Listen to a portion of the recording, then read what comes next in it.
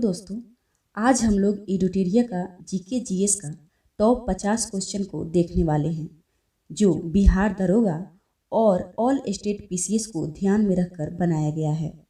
आइए हम लोग सेट नंबर 1 से शुरुआत करते हैं। क्वेश्चन नंबर 1 है, भारत में ऊर्जा क्षेत्र में अक्षय ऊर्जा स्रोत का योगदान लगभग कितना प्रतिशत है? ए में 21%, बी में 22%, सी में 65% और डी में 70%। तो इसका सही आंसर हो जाएगा ऑप्शन ए 21% इसका सही आंसर हो जाएगा। आइए इसके बारे में कुछ और जानकारी लेते हैं हम। कह रहा है भारत में ऊर्जा क्षेत्र में विभिन्न स्रोतों का योगदान निम्न है, जिसमें अक्षय ऊर्जा का 21%, थर्मल का 64%, नाभिकीय का 2% और हाइड्रो का 13% है। आइए आगे देखते हैं क्वेश्चन नंबर 2 को। क्वेश्चन नंबर 2 है, चैलेंजर गर्त का संबंध किस महासागर से है? इसमें ऑप्शन ए में प्रशांत महासागर, बी में हिंद महासागर, सी में अटलांटिक महासागर और डी में उपयुक्त में से कोई नहीं। इसका आप लोग सही आंसर कमेंट करके बताइए क्या होगा। तो इसका सही आंसर देखते हैं, इसमें से इसका सही आंसर हो जाएगा ऑप्शन ए प्रशांत महासागर। प्रशांत महासागर इसका सही आंसर हो जाएगा। इसमें और कुछ जानकारी है, चैलेंजर गर्त मेरियाना ट्रेंच का सबसे गहरा स्थान है जो प्रशांत महासागर में स्थित है। हाल ही में मेरियाना ट्रेंच तक पहुंचने वाली प्रथम महिला कैथी सुलीवान बनी हैं। आइए आगे क्वेश्चन नंबर 3 को देखते हैं। क्वेश्चन नंबर 3 है, वर्णा तथा मूसी निम्न में से किसकी सहायक नदी है? वर्णा तथा मूसी किसकी सहायक नदी है?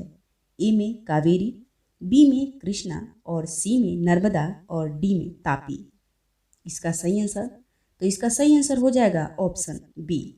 ऑप्शन बी कृष्णा की वर्णा तथा मूसी सहायक नदियां हैं। आगे आइए कुछ और जानकारी इसमें है, वर्णा, मूसी, कोयना, दूधगंगा आदि कृष्णा की सहायक नदी है। कृष्णा प्रायद्वीपीय भारत की दूसरी सबसे बड़ी नदी है और पहली गोदावरी है और दूसरी कृष्णा है, जिसका उद्गम महाबलेश्वर के निकट से होता है। आगे आइए क्वेश्चन नंबर 4 को देखते हैं। क्वेश्चन नंबर 4 है, ग्रेट सैंडी मरुस्थल किस देश में स्थित है? ग्रेट सैंडी मरुस्थल किस देश में स्थित है? ऑप्शन ए में है जापान में, बी में ब्रिटेन में, सी में केन्या में और डी में ऑस्ट्रेलिया में। तो इसका सही आंसर हो जाएगा ऑप्शन डी ऑस्ट्रेलिया में। इसका ग्रेट सैंडी जो मरुस्थल है वो ऑस्ट्रेलिया में स्थित है। इसके बारे में कुछ और जानकारी देखिए, ग्रेट सैंडी मरुस्थल ऑस्ट्रेलिया में स्थित है। ऑस्ट्रेलिया में स्थित कुछ प्रमुख मरुस्थल निम्न है, जिसमें ग्रेट विक्टोरिया, तनामी मरुस्थल, गिब्सन मरुस्थल और सिम्पसन मरुस्थल निम्न है। आइए आगे क्वेश्चन में से 5 को देखते हैं। क्वेश्चन नंबर 5 है, काली मिट्टी का विस्तार भारत के किस राज्य में सर्वाधिक है? काली मिट्टी का विस्तार ऑप्शन ए में महाराष्ट्र में, बी में कर्नाटक में, सी में उत्तर प्रदेश और डी में केरल। तो इसका सही आंसर बताइएगा क्या होगा। तो 5 का सही आंसर ऑप्शन ए महाराष्ट्र इसका सही आंसर हो जाएगा। देखिए, काली मिट्टी का विस्तार महाराष्ट्र राज्य में सर्वाधिक है। काली मिट्टी कपास के लिए उपयुक्त मानी जाती है। क्वेश्चन नंबर 6 को देखते हैं। क्वेश्चन नंबर 6 है, भारत का प्रधानमंत्री ऑप्शन ए में चयनित होता है, बी में निर्वाचित होता है, सी में मनोनीत होता है और डी में नियुक्त होता है। तो 6 का सही आंसर आप लोग कमेंट करके बताइए। तो 6 का सही आंसर हो जाएगा ऑप्शन डी नियुक्त किया जाता है। देखिए आगे इसमें कुछ विशेष बातें, भारत की प्रधानमंत्री अपने पद हेतु नियुक्त किए जाते हैं। इनकी नियुक्ति राष्ट्रपति द्वारा किया जाता है। प्रधानमंत्री मंत्रिपरिषद का प्रमुख होता है। क्वेश्चन नंबर 7 है, भारत शासन अधिनियम 1935 द्वारा स्थापित संघ में अवशिष्ट शक्तियां किसे प्रदान की गई है? तो ए में गवर्नर जनरल को, बी में प्रांतीय गवर्नर, सी में प्रांतीय विधानमंडल और डी में संघीय विधानसभा। तो 7 का सही आंसर हो जाएगा ऑप्शन सी प्रांतीय विधानमंडल। इसमें देखते हैं कुछ और जानकारी। 1935 में भारत सरकार अधिनियम द्वारा स्थापित संघ में अवशिष्ट शक्तियां गवर्नर जनरल को प्रदान की गई थी। क्वेश्चन नंबर 8 है, जवाहरलाल नेहरू ने निम्न में से किस अधिनियम को गुलामी की दास्ता की संज्ञा दी थी? ऑप्शन ए में भारत शासन अधिनियम 1858, बी में भारत शासन अधिनियम 1919, सी में भारत शासन अधिनियम 1935 और डी में उपयुक्त में से कोई नहीं। तो 8 का हमारा सही आंसर ऑप्शन सी हो जाएगा, भारत शासन अधिनियम 1935। इसमें और जानकारी, भारत शासन अधिनियम 1935 को जवाहरलाल नेहरू द्वारा गुलामी का चार्टर बताया गया था, जबकि मदन मोहन मालवीय ने इसे अधिनियम को अंदर से खोखला बताया था। क्वेश्चन नंबर 9 को देखते हैं। क्वेश्चन नंबर 9 है, संविधान के निर्माण के लिए गठित संविधान सभा का प्रतीक चिन्ह क्या था? संविधान सभा का प्रतीक चिन्ह क्या था? ए में गुलाब, बी में कमल, सी में हाथी और डी में तिरंगा। तो 9 का हमारा सही आंसर ऑप्शन सी हो जाएगा, हाथी। इसमें देखिए कुछ विशेष जानकारी, भारतीय संविधान सभा का गठन 9 दिसंबर 1946 को किया गया था। इस संविधान सभा के प्रतीक के रूप में हाथी को अपनाया गया था। क्वेश्चन नंबर 10 है, संविधान के किस भाग का संबंध केंद्र शासित प्रदेशों के प्रशासन से है? किस भाग का संबंध केंद्र शासित प्रदेश के प्रशासन से है? ए में भाग 5, बी में भाग 6, सी में भाग 7 और डी में भाग 8। तो 10 का हमारा ऑप्शन डी भाग 8 इसका सही आंसर हो जाएगा। देखिए कह रहा है, संविधान के भाग 8 में केंद्र शासित प्रदेशों के प्रशासन के बारे में वर्णन किया गया है, जबकि भाग 4 में राज्य के नीति निर्देशक सिद्धांत का वर्णन है। क्वेश्चन नंबर 11, वन्य जीव का संरक्षण निम्न में से किसके अंतर्गत आता है? ए में मौलिक कर्तव्य, बी में मौलिक अधिकार और सी में राज्य के नीति निर्देशक तत्व, डी में ए एवं सी दोनों। तो 11 का सही आंसर ऑप्शन डी हो जाएगा, ए एवं सी दोनों, जिसमें मौलिक कर्तव्य और राज्य के नीति निर्देशक तत्व दोनों शामिल हैं। इसमें आइए कुछ विशेष जानकारी, वन्य जीवों की सुरक्षा का वर्णन मौलिक कर्तव्य तथा नीति निर्देशक तत्व दोनों में किया गया है, जिसका उल्लेख संविधान के अनुच्छेद 51 के क में है। वन्य जीव अधिनियम 1972 जीवों की रक्षा तथा संरक्षण के लिए पारित किया गया था। क्वेश्चन नंबर 12 में आते हैं। 12 कह रहा है, भारत के किस राष्ट्रपति को दार्शनिक राजा कहा जाता है? दार्शनिक राजा कहा जाता है। ए में डॉक्टर जाकिर हुसैन, बी में डॉक्टर राजेंद्र प्रसाद, सी में डॉक्टर एस राधाकृष्णन और डी में डॉक्टर अब्दुल कलाम। तो इसका 12 का सही आंसर ऑप्शन सी हो जाएगा, डॉक्टर एस राधाकृष्णन। आइए इनके बारे में जानकारी लेते हैं। भारत के प्रथम उपराष्ट्रपति तथा द्वितीय राष्ट्रपति डॉक्टर राधाकृष्णन को दार्शनिक राजा के रूप में जाना जाता है। वे धर्मशास्त्र तथा दर्शन शास्त्र के विद्वान थे, इसलिए उन्हें दार्शनिक राजा के नाम से जाना जाता है। क्वेश्चन नंबर 13 है, भारतीय संविधान के किस अनुच्छेद में पंचायती राज संस्थान का प्रावधान है? ए में है अनुच्छेद 36, बी में अनुच्छेद 38, सी में अनुच्छेद 40 और डी में अनुच्छेद 42। तो इसका सही आंसर हो जाएगा ऑप्शन सी, अनुच्छेद 40 में पंचायती राज संस्थान का प्रावधान किया गया है। आइए इसके बारे में कुछ और जानकारी लेते हैं। संविधान के भाग 4 के राज्य नीति निर्देशक तत्व के अंतर्गत संविधान में अनुच्छेद 40 में ग्राम पंचायत के गठन का प्रावधान किया गया है। संविधान का अनुच्छेद 40 गांधीवादी सिद्धांतों के अनुरूप है, क्योंकि गांधी जी ने शासन के विकेंद्रीकरण पर जोर दिया था। क्वेश्चन नंबर 14 है, यदि पंचायत को भंग किया जाता है तो उसका चुनाव कितने समय के भीतर करवाया जाना अनिवार्य है? ध्यान रखिएगा, इसमें पंचायत के बारे में कहा गया है। ए में 1 माह, बी में 3 माह, सी में 6 माह और डी में 1 वर्ष। तो 14 का हमारा सही आंसर हो जाएगा ऑप्शन सी, 6 माह के अंदर। देखिए इसमें कह रहा है संविधान के अनुच्छेद 243 के ई के अनुसार यदि पंचायतों की अवधि 5 वर्ष पूरा होने से पूर्व ही किसी कारण पंचायत भंग कर दिया जाता है तो विघटन की तारीख से 6 माह की अवधि की समाप्ति में पूर्व चुनाव करवाना अनिवार्य है। क्वेश्चन नंबर 15 है, किस समिति ने भारत में लोकपाल की नियुक्ति का सुझाव दिया था? लोकपाल की नियुक्ति का सुझाव। ए में विधि आयोग, बी में ठक्कर आयोग, सी में सरकारिया आयोग और डी में प्रशासनिक सुधार आयोग। तो 15 का हमारा सही आंसर ऑप्शन डी हो जाएगा। प्रशासनिक सुधार आयोग में लोकपाल की नियुक्ति का सुझाव दिया गया था। इसमें देखिए भारत में लोकपाल की नियुक्ति का सुझाव सर्वप्रथम प्रशासनिक सुधार आयोग ने दिया था। इस आयोग का गठन 5 जनवरी 1966 को मोरारजी देसाई की अध्यक्षता में किया गया था। क्वेश्चन नंबर 16 है, पन्नालाल घोष का संबंध किस वाद्य यंत्र से है? ए में शहनाई से, बी में सरोद से, सी में बांसुरी से और डी में उपयुक्त में से कोई नहीं।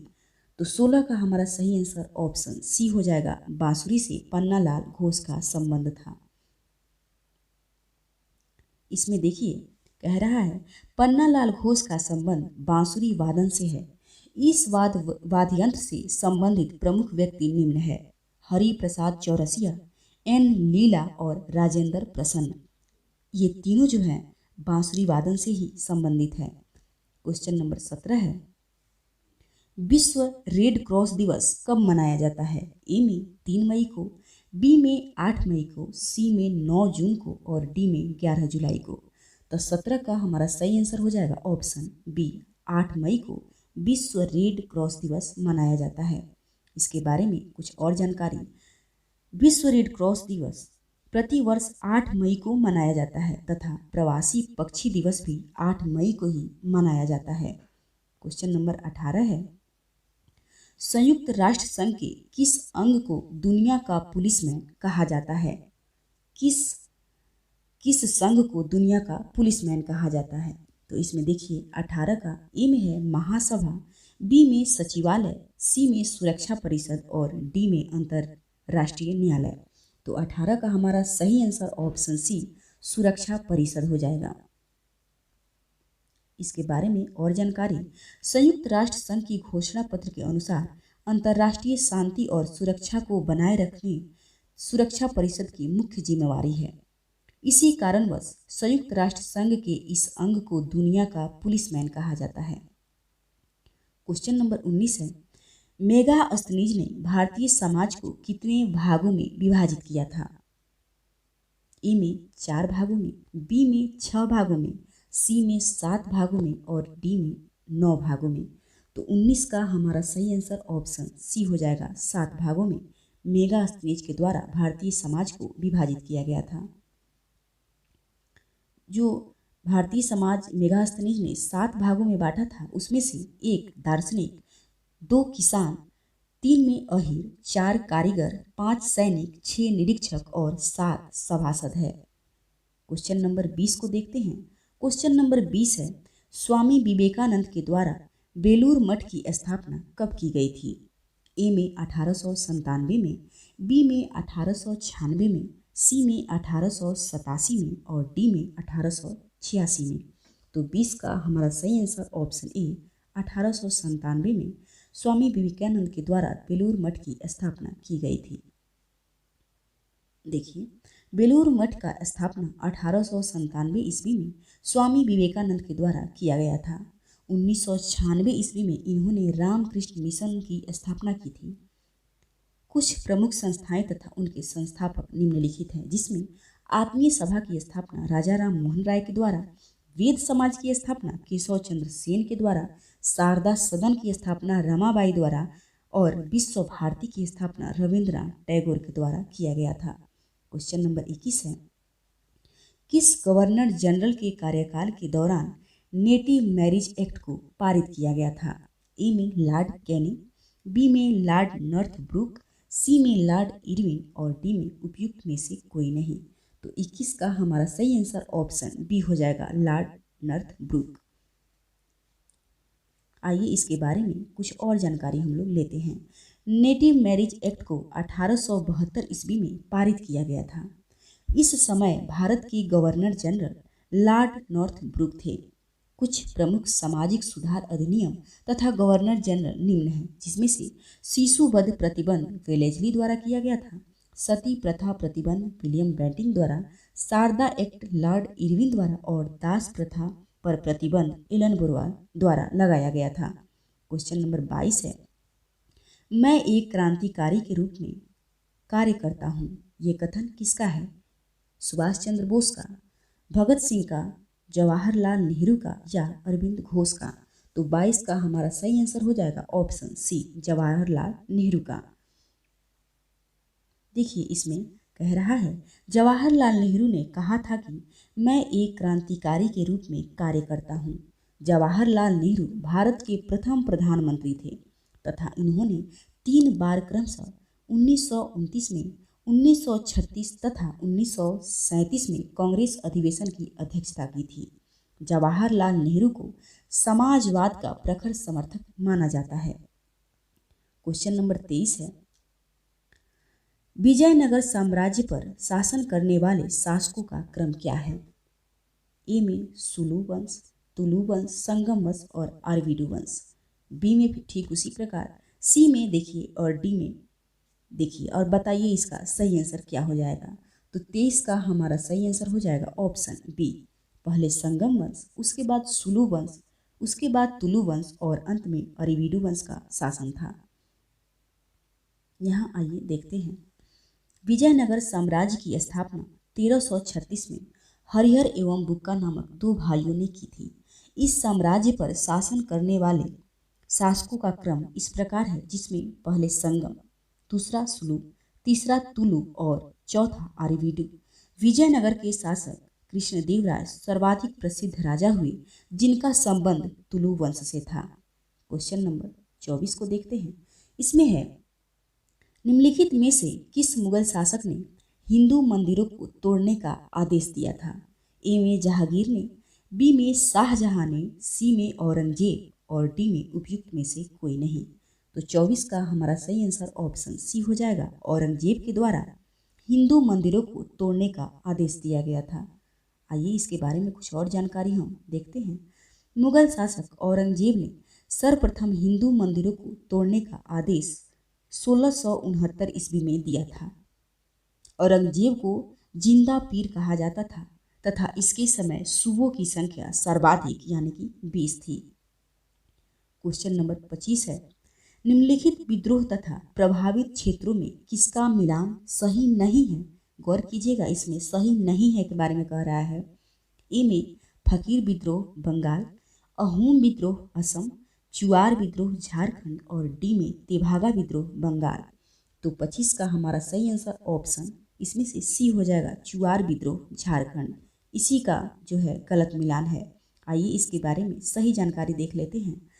फकीर विद्रोह बंगाल में हुआ था, अहोम विद्रोह असम में, चुआर विद्रोह बंगाल में, तेभागा विद्रोह बंगाल में तथा कुका विद्रोह पंजाब में हुआ था। आइए क्वेश्चन नंबर 26 को देखते हैं। 1857 की क्रांति को लखनऊ में दबाने वाला ब्रिटिश नायक कौन था? ए में हडसन, बी में कर्नल नील, सी में कैंपबेल और डी में विंसेंट आयर। इसमें से लखनऊ में दबाने वाला ब्रिटिश नायक के बारे में बताना है। तो 26 का हमारा सही आंसर ऑप्शन सी हो जाएगा, कैंपबेल द्वारा लखनऊ में इस क्रांति को दबाया गया था। देखिए इसके बारे में कुछ और जानकारी। 10 मई 1857 के मेरठ से 1857 की क्रांति की शुरुआत हो रही थी। लखनऊ में इस क्रांति का नेतृत्व बेगम हजरत महल ने किया था, जबकि इस विद्रोह को लखनऊ में दबाने वाला अंग्रेजी नायक कैंपबेल था। क्वेश्चन नंबर 27 देखिए, किस सिख धर्म गुरु ने गुरुमुखी लिपि का आरंभ किया था? ए में गुरु नानक ने, बी में गुरु अंगद ने, सी में गुरु अमरदास ने और डी में गुरु मिशन ने। तो 27 का हमारा सही आंसर हो जाएगा ऑप्शन बी, गुरु अंगद के द्वारा गुरुमुखी लिपि का आरंभ किया गया था। देखिए इसमें गुरुमुखी लिपि का आरंभ गुरु अंगद ने किया था। सिख धर्म में प्रथम गुरु गुरु नानक की जीवनी भी गुरु अंगद ने ही लिखा था। क्वेश्चन नंबर 28 है, गांधी इरविन पैक्ट कब हुआ था? ए में 12 फरवरी 1930 को, बी में 13 मार्च 1931 को, सी में 8 मार्च 1930 को और डी में 5 मार्च 1931 को। सही आंसर इसका कमेंट करके बताइए क्या होगा। तो 28 का हमारा सही आंसर ऑप्शन डी हो जाएगा। ऑप्शन डी हो जाएगा 5 मार्च 1931 को। इसमें देखिए कुछ और जानकारी। गांधी इरविन पैक्ट 5 मार्च 1931 को हुआ था। इस पैक्ट के बाद गांधी जी ने सविनय अवज्ञा आंदोलन को स्थगित कर दिया था। क्वेश्चन नंबर 29 है, यूएनडीपी ने अपनी पहली मानव विकास रिपोर्ट किस वर्ष प्रकाशित की थी? ए में 1985 में, बी में 1990 में, सी में 1991 में और डी में 1995 में। यूएनडीपी ने अपनी पहली रिपोर्ट मानव विकास रिपोर्ट किस वर्ष प्रकाशित की थी? कमेंट करके बताइएगा। 29 का इसका सही आंसर हो जाएगा ऑप्शन बी 1990 में।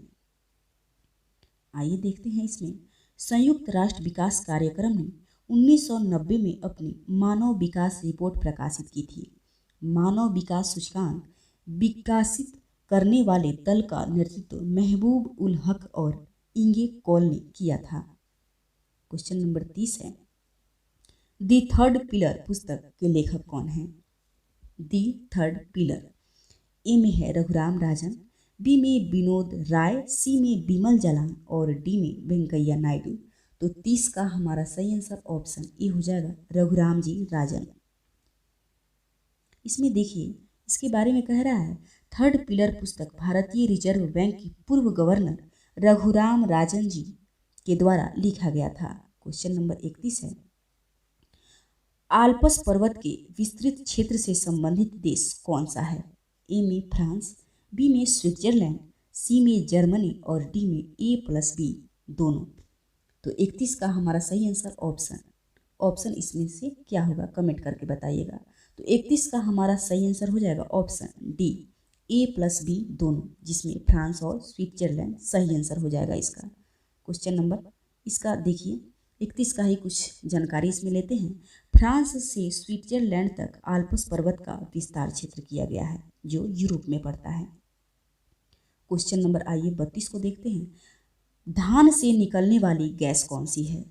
ए में इथेन, बी में मीथेन, सी में नाइट्रोजन और डी में ये सभी। तो 32 का हमारा सही आंसर ऑप्शन बी हो जाएगा मीथेन। देखिए इसमें कह रहा है, धान की खेत से नाइट्रस ऑक्साइड, मीथेन और कार्बन डाइऑक्साइड गैस निकलती है। क्वेश्चन नंबर 33 है, क्वेश्चन नंबर 33, निम्नलिखित में से ऊष्मा का सबसे अच्छा चालक है? ए में पारा, बी में पानी, सी में ईथर और डी में बेंजीन। तो 33 का हमारा सही आंसर ऑप्शन ए हो जाएगा पारा। देखिए कह रहा है, दिए गए विकल्पों में ऊष्मा का सबसे अच्छा चालक पारा है। अन्य अच्छे सुचालक धातुओं में तांबा, एल्युमिनियम, चांदी, सोना आदि है। क्वेश्चन नंबर 34 है, सूर्य की ऊर्जा उत्पन्न होती है? ए में नाभिकीय विखंडन के द्वारा, बी में आयनीकरण द्वारा, सी में नाभिकीय संलयन द्वारा और डी में ऑक्सीकरण द्वारा। तो 34 का हमारा सही आंसर ऑप्शन सी हो जाएगा नाभिकीय संलयन के द्वारा। इसमें देखिए इसके बारे में कुछ जानकारी है। निम्नलिखित संलयन सूर्य एवं तारों की ऊर्जा का स्रोत है। सूर्य का अधिकांश भाग हाइड्रोजन जिसमें 71% तथा हीलियम 26% का बना होता है। क्वेश्चन नंबर 35 है, दूध उदाहरण है? विलयन का, फेन का, वायु विलयन का या पायस का? तो 35 का हमारा सही आंसर ऑप्शन डी हो जाएगा पायस का उदाहरण है। इसमें देखिए कह रहा है, दूध पायस का उदाहरण है। पायस 2 या इससे अधिक अमिश्रणीय तरल पदार्थों से बना एक मिश्रण होता है। क्वेश्चन नंबर 36 है, एक्वारेजिया निम्नलिखित में से किसे मिलाकर बनाया जाता है? एक्वारेजिया किसमें मिलकर बनाया जाता है? तो इसका सही आंसर बताइएगा क्या हो जाएगा। तो 36 का हमारा सही आंसर ऑप्शन सी हो जाएगा इसका सही आंसर। HCl प्लस HNO3 से मिलकर एक्वेरेजिया बनाया जाता है। इसमें देखिए कुछ विशेष जानकारी। हाइड्रोक्लोरिक एसिड और नाइट्रिक एसिड को मिलाकर एक्वारेजिया बनाया जाता है। क्वेश्चन नंबर 37 है, शक्ति का मात्रक होता है ए में वाट, बी में जूल, सी में न्यूटन पर मीटर और डी में न्यूटन मीटर स्क्वायर। तो 37 का हमारा सही आंसर ऑप्शन ए हो जाएगा, शक्ति का मात्रक वाट होता है। आइए इसमें देखते हैं, कह रहा है शक्ति का कार्य या समय बराबर जूल पर सेकेंड वाट होता है। आइए क्वेश्चन नंबर 38 को देखते हैं। क्वेश्चन नंबर 38 है, बल का व्यंजक न्यूटन के किस गति नियम से प्राप्त होता है? ए में प्रथम गतिकी नियम, बी में द्वितीय गतिकी नियम, सी में तृतीय गतिकी नियम और डी में उपयुक्त में से कोई नहीं। तो 38 का हमारा सही आंसर ऑप्शन बी हो जाएगा, द्वितीय गतिकी नियम। क्वेश्चन नंबर 38 की कुछ व्याख्या के बारे में देखते हैं। जब किसी वस्तु पर बाह्य बल लगाया जाता है तो उस बल की दिशा में उत्पन्न त्वरण आरोपित बल के समानुपाती एवं द्रव्यमान के व्युत्क्रमानुपाती होता है। अतः बल का व्यंजक न्यूटन के दूसरे नियम से प्राप्त होता है। क्वेश्चन नंबर 39 है, डायनेमो एक युक्ति है जो परिवर्तित करती है। ए में रासायनिक ऊर्जा को विद्युत ऊर्जा में, बी में है वैद्युत ऊर्जा को यांत्रिक ऊर्जा में, सी में यांत्रिक ऊर्जा को वैद्युत ऊर्जा में और डी में वैद्युत ऊर्जा को रासायनिक ऊर्जा में। तो 39 का हमारा सही आंसर ऑप्शन सी हो जाएगा, यांत्रिक ऊर्जा को वैद्युत ऊर्जा में डायनेमो परिवर्तित करती है। इसमें देखिए कह रहा है डायनेमो यांत्रिक ऊर्जा को विद्युत ऊर्जा में परिवर्तित करता है। क्वेश्चन नंबर आइए 40 को देखते हैं। क्वेश्चन नंबर 40 है, दूध का अपेक्षित घनत्व किससे मापा जाता है? ए में हाइड्रोमीटर से, बी में न्यूट्रोमीटर से, सी में लैक्टोमीटर से और डी में हाइग्रोमीटर से। तो 40 का हमारा सही आंसर ऑप्शन सी हो जाएगा, लैक्टोमीटर से दूध का अपेक्षित घनत्व मापी जाती है। इसमें 40 के बाद 41 नंबर क्वेश्चन को देखते हैं। निम्नलिखित में से कौन पारिस्थितिकी तंत्र का अजैविक घटक नहीं है? अजैविक घटक नहीं है। ए में जीव, बी में प्रकाश, सी में जल और डी में मिट्टी। तो 41 का सही आंसर ऑप्शन ए हो जाएगा, जीव इसका सही आंसर हो जाएगा। देखिए कुछ विशेष बातें। प्रत्येक पारिस्थितिकी तंत्र में जीवीय एवं अजीवीय दो मुख्य घटक होते हैं। अजीवीय घटक के अंतर्गत मिट्टी, जल, वायु, प्रकाश, ताप इत्यादि शामिल होते हैं, जबकि जीवीय घटक के अंतर्गत पेड़ पौधे, जीव जंतु, सूक्ष्म जीव तथा मनुष्य इत्यादि शामिल हैं। क्वेश्चन नंबर 42 है, निम्नलिखित में से कौन सही कथन नहीं है? ए में टमाटर में लाल रंग का एक कारण लाइकोपीन होता है, बी में पपीते के पीले रंग का कारण सोलोनिन है, सी में सेब के लाल रंग का कारण एंथेसाइनिन होता है और डी में लाल मिर्च के लाल होने का कारण कैप्सेसिन होता है। तो 42 का हमारा सही आंसर ऑप्शन बी हो जाएगा, पपीते के पीले रंग का कारण सोलेनिन है। ये गलत है, इसका सही जानकारी आइए देखते हैं। इसमें कह रहा है पपीते का वनस्पतिक नाम कैरिका पपाया है। इसमें कैरोटीन प्रचुर मात्रा में पाया जाता है जो विटामिन ए का स्रोत होता है। क्वेश्चन नंबर 43 है, निम्न में से कौन सा कण रक्त में नहीं पाया जाता है? ए में लाल रक्त कण, बी में श्वेत रक्त कण, सी में बिम्बाणु और डी में प्रोथ्रोम्बिन। तो इसका 43 का हमारा सही आंसर हो जाएगा ऑप्शन डी, बिम्बाणु इसका सही आंसर हो जाएगा ऑप्शन डी, प्रोथ्रोम्बिन इसका सही आंसर हो जाएगा, प्रोथ्रोम्बिन। आइए क्वेश्चन नंबर 43 के बारे में कुछ जानकारी लेते हैं। प्रोथ्रोम्बिन एक प्लाज्मा जो 100 मिली में 15 मिलीग्राम होता है, जो रक्त के जमने में उपयोगी होता है। क्वेश्चन नंबर 44 है, द्वितीय गोल मेज सम्मेलन का आयोजन कब किया गया था? ए में 7 सितंबर 1931 को, बी में 8 नवंबर 1931 को, सी में 12 अक्टूबर 1931 को और डी में 24 दिसंबर 1931 को। तो 44 का हमारा सही आंसर हो जाएगा ऑप्शन ए, ऑप्शन ए हो जाएगा, 7 सितंबर 1931 को द्वितीय गोलमेज सम्मेलन का आयोजन किया गया था। आइए इसके बारे में देखते हैं। द्वितीय गोलमेज सम्मेलन का आयोजन 7 सितंबर 1931 को किया गया था। इस सम्मेलन में कांग्रेस ने भाग लिया था। यह सम्मेलन सांप्रदायिक समस्या विवाद के कारण असफल रहा था। क्वेश्चन नंबर 45 है, 1942 में राजेंद्र प्रसाद को गिरफ्तार करके किस जेल में रखा गया था?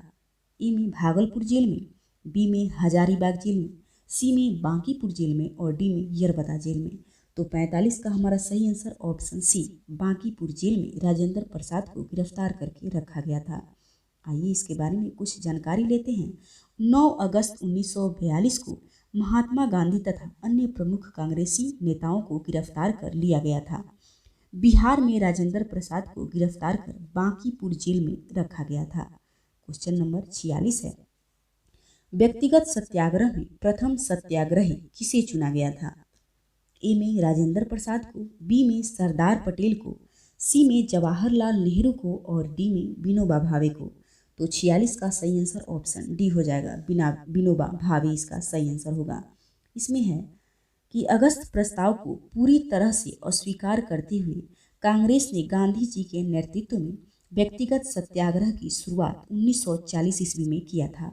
इस दौरान प्रथम सत्याग्रही के रूप में विनोबा भावे को चुना गया था। क्वेश्चन नंबर 47 है, निम्नलिखित में से किसने मित्र मेला संघ की शुरुआत की थी? ए में सोहन सिंह भाकना, बी में बी.डी. सावरकर, सी में जवाहरलाल नेहरू और डी में देवेंद्र नाथ टैगोर। तो 47 का हमारा सही आंसर ऑप्शन बी हो जाएगा, बी.डी. सावरकर के द्वारा मित्र मेला संघ की शुरुआत की गई थी। कह रहा है मित्र मेला संघ की स्थापना विनायक दामोदर सावरकर ने किया था।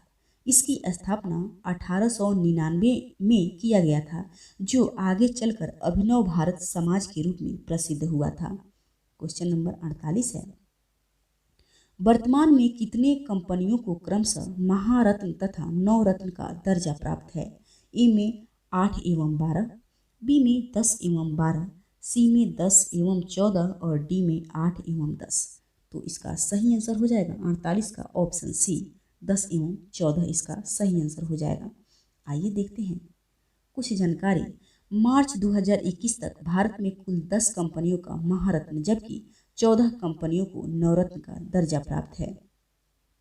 क्वेश्चन नंबर 49 है, ग्लाइकोलाइसिस में परिवर्तन होता है। ए में प्रोटीन ग्लूकोज में, बी में ग्लूकोज फ्रुक्टोन में, सी में मन ग्लूकोज में और डी में ग्लूकोज पायरुविक अम्ल में।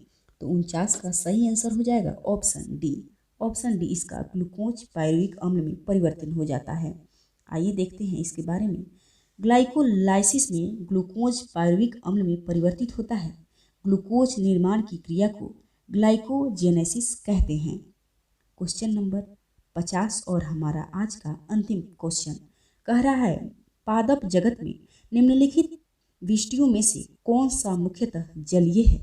ए में ब्रायोफाइटा, बी में शैवाल, सी में टेरिडोफाइटा और डी में अनावृत बीजी। तो 50 का हमारा सही आंसर हो जाएगा ऑप्शन बी, ऑप्शन बी इसका सही आंसर हो जाएगा, शैवाल इसका सही आंसर हो जाएगा। इसके बारे में देखिए कुछ जानकारी। पादप जगत में शैवाल जलीय है।